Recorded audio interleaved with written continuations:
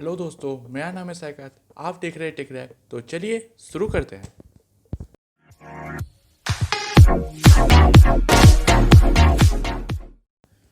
तो बेसिकली आज हम लोग क्या देखने वाले हैं कि आज हम लोग देखने वाले हैं कि कुछ क्रोम एक्सटेंशंस जो हम लोग यूज़ कर सकते हैं अपने वर्कफ्लो को इम्प्रूव करने के लिए।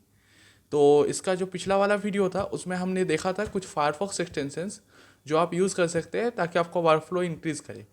तो बेसिकली उसी का ये सेकेंड पार्ट है। और अगर आप क्रोम ब्राउज़र इस्तेमाल करते हैं तो आपके लिए कुछ ये एक्सटेंशंस हैं जो आपको हेल्प कर सकते हैं अपने काम में।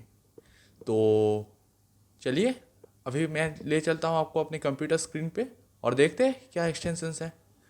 तो अभी देखिए मैं आ गया हूँ अपने कंप्यूटर स्क्रीन पे और यहाँ पर आप देख सकते हैं कि मेरा जो पहला एक्सटेंशन है उसका नाम है एक्सटेंसिटी। तो बेसिकली ये एक्सटेंसिटी जो एक्सटेंशन है ये मैं आपको बाद में समझाता हूँ, ये मैं आपको एकदम आखिर में समझाऊंगा क्योंकि ये एक्सटेंशन बाकी एक्सटेंशंस के ऊपर बेस्ड है। तो अभी चलते हैं अपने नेक्स्ट एक्सटेंशन की तरफ जिसका नाम है ग्रामरली फॉर क्रोम।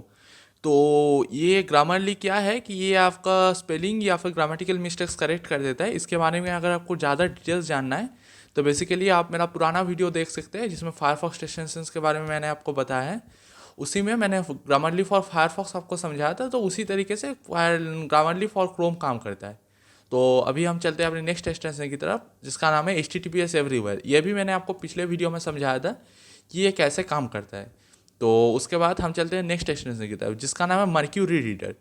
तो बेसिकली ये मर्क्यूरी रीडर क्या करता है कि कभी कभी आप देखते हैं कि वेबसाइट्स में बहुत ज़्यादा एड्स आते हैं जिसके वजह से आप कोई आर्टिकल पढ़ रहे हैं तो वो आप ठीक से पढ़ नहीं पाते हैं। तो इसके लिए आप क्या कर सकते हैं कि जैसे मैं आपको एक एग्जांपल दिखाता हूँ। जैसे मैं अभी जा रहा हूँ कोई फेमस न्यूज़पेपर में, इंडिया टुडे में चले जाते हैं हम। तो इंडिया टुडे के कोई भी एक न्यूज़ पढ़ लेते हैं हम।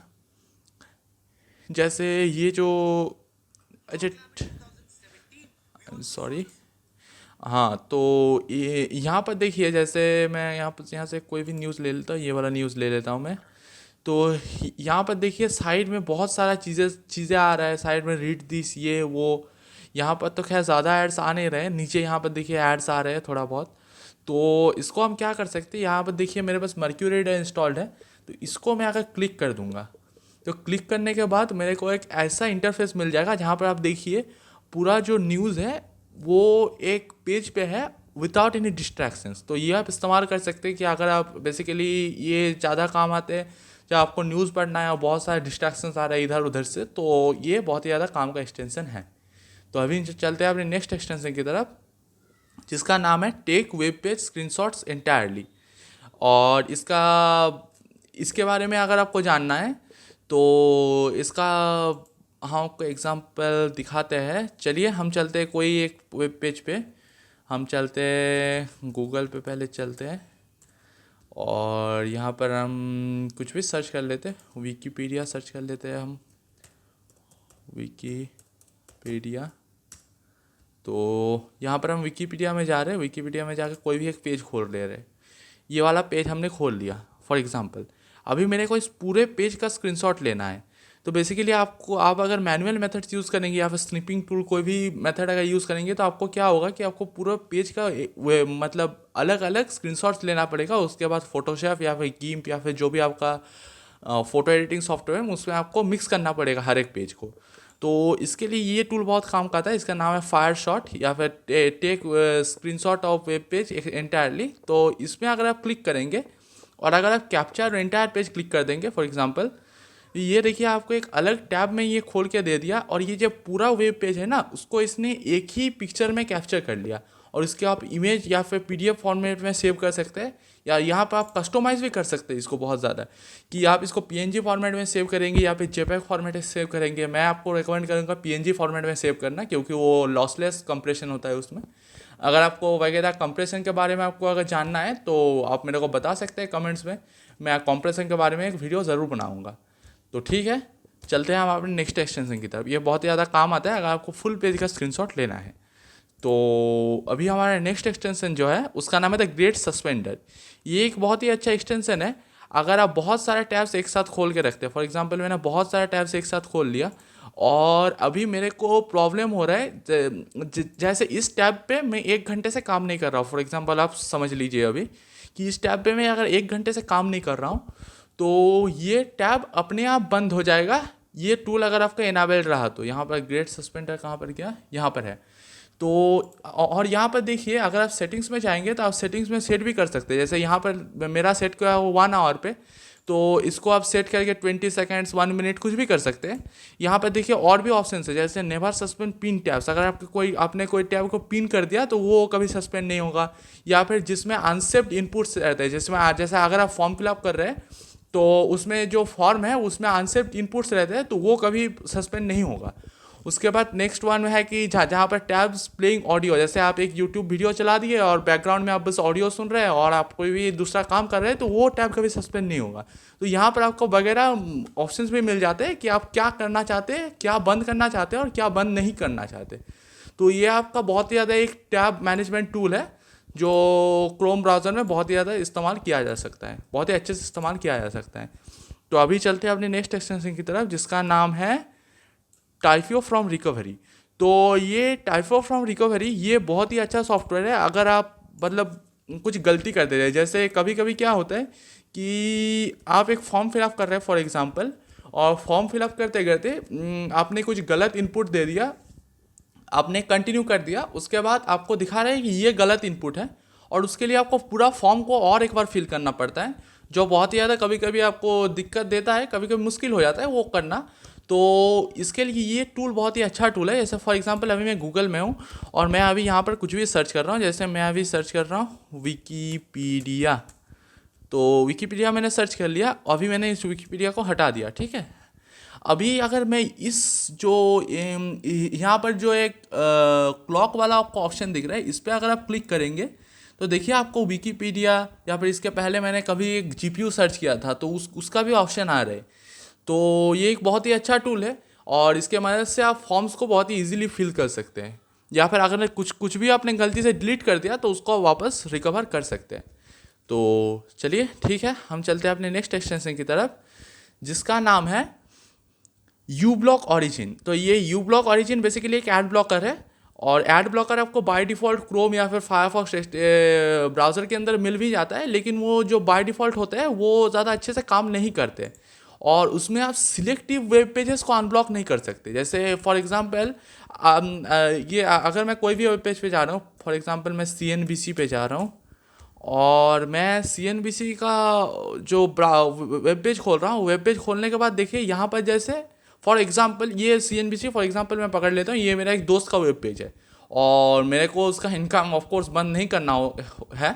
तो मैं क्या करूँगा कि यहाँ पर यू ब्लॉक ऑरिजिन में जाऊँगा, यहाँ पर देखिए उसने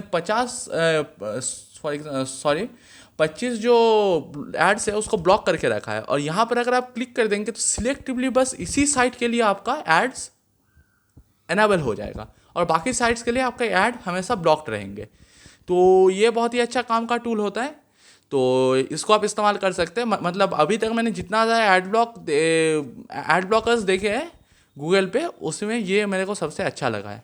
तो ठीक है, चलते हैं अपने नेक्स्ट एक्सटेंशन पे तो जिसका नाम है user agent switcher for Chrome.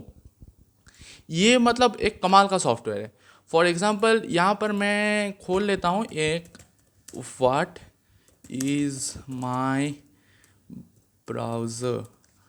तो अगर मैं इसमें जा रहा हूँ और फॉर एग्जांपल ये एक वेबसाइट है जिसमें आपको बताया जाता है कि आप कौन सा ब्राउज़र इस्तेमाल कर रहे हैं। तो फॉर एग्जांपल मैं अभी तो क्रोम यूज़ कर रहा हूँ तो यहाँ पर ये दिखा रहा है, लेकिन ये यूज़र एजेंट क्या होता है, जैसे फॉर एग्जांपल अगर आपको स्पूफ करना है वेबसाइट को कि आप कौन सा ब्राउज़र इस्तेमाल कर रहे हैं। फॉर एग्जांपल आप चाहते हैं कि आप वेबसाइट को किसी तरीके से दिखाएं कि आप फायरफॉक्स यूज़ कर रहे हैं या फिर आप सफारी यूज़ कर रहे हैं या फिर आप कोई भी एंड्रॉयड का कोई ब्राउज़र इस्तेमाल कर रहे हैं, ऐसा आपको दिखाना है। अभी इसका बहुत सारा यूजेस हो सकता है। फॉर एग्जांपल कोई साइट्स होता है जो आपको सिलेक्टिव ब्राउज़र्स पे अवेलेबल होते हैं, तो उस साइट्स पे आप ये इस्तेमाल कर सकते हैं। तो इसके लिए मैं यहाँ पर चलता हूँ। फॉर एग्जांपल देखिए यहाँ पर लिखा है क्रोम यूए स्पूफर, इसमें अगर मैं क्लिक करता हूँ और फॉर एग्जांपल मैं इसको दिखाना चाहता हूँ कि मैं अभी सफारी यूज़ कर रहा हूँ। सफारी के बाद मैंने मैक सफारी पे क्लिक किया और मैक सफारी पे क्लिक करने के बाद देखिए दिखा रहा है कि Safari 7 on Mac OS X. तो ये बोल रहे हैं कि आपका ब्राउज़र अभी सफारी है। तो ऐसे ही बस आप कुछ भी कर सकते हैं, जैसे आप एंड्रॉयड पे गए और मैंने एंड्रॉयड किटकैट क्लिक किया, तो यहाँ पर देखिए क्रोम 34 और एंड्रॉयड किटकैट। तो क्रोम 34 आप इस्तेमाल कर रहे हैं, एंड्रॉयड किटकैट पे हो आप अभी, ऐसा ये दिखा रहा है, लेकिन आप क्रोम ही इस्तेमाल कर रहे हो। तो ये बहुत ही अच्छा टूल होता है। या फिर ये आपका तब भी काम आता है कि अगर आप फॉर एग्जांपल एक वेब डेवलपर हो और आपको देखना है कि आपका वेबसाइट कैसे रेस्पॉन्ड कर रहा है डिफरेंट साइट्स पे, तो सॉरी डिफरेंट क्या बोलते हैं उसको, डिवाइसेस पे कैसे काम कर रहे हैं, तो ये आप कर सकते हैं। और फॉर एग्जांपल ये चीज़ तो आप वैसे CSS रेस्पॉन्सिव लेआउट से भी कर सकते हैं, लेकिन ठीक है अगर आपको इस्तेमाल करना है तो इस्तेमाल कर सकते हैं। और मैं आपको एक बात बताता हूँ कि यूज़र एजेंट जो होता है ये आपका इंटरनल्स नहीं चेंज करता। फॉर एग्जांपल आपका ब्राउज़र्स को जो इंटरनल्स डेटा होता है वो आपका कभी भी चेंज नहीं होगा। सिर्फ ये जो आपका वेबसाइट है उसको मैसेज देता है कि मैं ये ब्राउज़र इस्तेमाल कर रहा हूँ, बस यही है, और कुछ नहीं होता है इसमें। ठीक है ना, ये स्पूफर है बस, ये आपको कुछ चेंज नहीं कर देता है, ये आपको ध्यान रखना पड़ेगा। ठीक है, तो अभी चलते हैं अपने नेक्स्ट एक्सटेंशन की तरफ जिसका नाम है वेब ऑफ ट्रस्ट। तो ये वेब ऑफ ट्रस्ट क्या होता है कि फॉर एग्जांपल मैं अभी देखिए यहाँ पर गूगल में जा रहा हूँ और मैं यहाँ पर अगर कुछ भी सर्च करता हूँ, फॉर एग्जांपल मैं सर्च कर रहा हूँ टेक और मैं इंटर मार रहा हूँ, तो देखिए ये यहाँ पर टेक का बहुत सारा ऑप्शंस आ गया। और देखिए हर एक वेबसाइट के पास में यहाँ पर दिया हुआ है एक डोनट वाला साइन, जहाँ पर आपको दिखा रहा है कि ये ग्रीन है। ग्रीन का मतलब ये अच्छा हुआ है और इसका रेपुटेशन स्कोर है 4.5, ये 5 के ऊपर रेटिंग होता है। और यहाँ पर दिखा रहा है सिक्योरिटी सेफ। अभी ऐसे ही आप नीचे चले जाएंगे, जैसे मैं कुछ पुराने साइट ऐसे साइट्स पे चला जाता हूँ जहाँ पर कुछ दिक्कत है। अभी वैसा साइट ढूंढना थोड़ा सा मुश्किल है। मैं यहाँ पर कुछ ऐसा ऑन हैक्स, ये एक साइट होता है, ये देखते हैं। तो देखिए इसका जो दिखा रहा है कि सिक्योरिटी अननोन है, उसका रेपुटेशन अननोन है, तो आपको पता नहीं है कि ये साइट सिक्योर है कि नहीं। तो अगर इस साइट्स के अंदर आप जाना चाहेंगे तो आपको ये एरर नहीं दिखाएगा, आपको ये एक वार्निंग भी दिखाएगा कि ये साइट हम लोग रिकग्नाइज नहीं करते, या फिर ये साइट हम लोग रिकग्नाइज करते हैं एज अ थ्रेट। तो क्या आप इसके अंदर एंटर करना चाहते हैं? तो अगर फिर भी आप एंटर करना चाहते हैं तो आप येस कंटिन्यू पे क्लिक कर दीजिएगा, या फिर नो रिवर्ट ऐसा कुछ ऑप्शन होता है, मेरे को ठीक से याद नहीं है, उस पर अगर आप क्लिक करेंगे तो वो वापस आ जाता है। तो यही बेसिकली इसका इस्तेमाल है। ठीक है, तो अभी चलते हैं अब फर्स्ट एक्सटेंशन की तरफ, जिसको मैंने कहा था कि हम लास्ट में देखेंगे। तो ये जो एक्सटेंशन है इसका नाम है एक्सटेंसिटी। तो ये एक्सटेंशन क्या करता है कि फॉर एग्जांपल आप क्रोम में जब भी बहुत सारे एक्सटेंशंस इस्तेमाल करते हैं, आपको पता होगा वैसे कि क्रोम थोड़ा सा मतलब मेमोरी हेवी ब्राउज़र है, तो इसमें अगर आप इस्तेमाल करते हैं बहुत सारे एक्सटेंशंस एक साथ, तो कभी कभी ये स्लो हो जाता है। तो उसके लिए आप क्या कर सकते हैं, एक्सटेंसिटी आप इस्तेमाल कर सकते हैं। तो इसमें क्या होता है कि अच्छा सॉरी एक मिनट, इसको हम पहले क्रोम में ही सेट कर लेते हैं, ठीक है, डिफ़ॉल्ट वाले में। इसीलिए गूगल ऐसा आ रहा था, मेरे को समझ में नहीं आ रहा था क्यों ऐसा आ रहा है।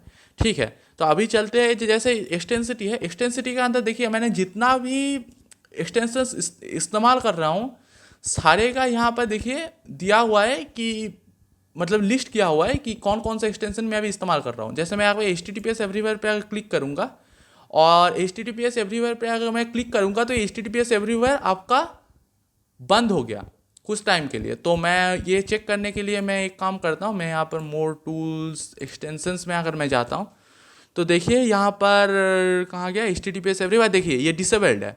और ये इसको मैं अगर एनेबल कर देता हूँ तो आप देखिए फिर से अगर आप एक्सटेंसिटी में जा रहे हैं तो देखिए यहाँ पर HTTPS एवरीवेयर एनेबल्ड है।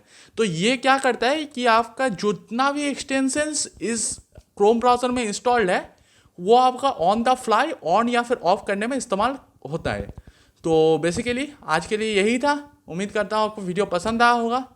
चलिए हम मिलते हैं अपने नेक्स्ट वीडियो पे, बाय बाय।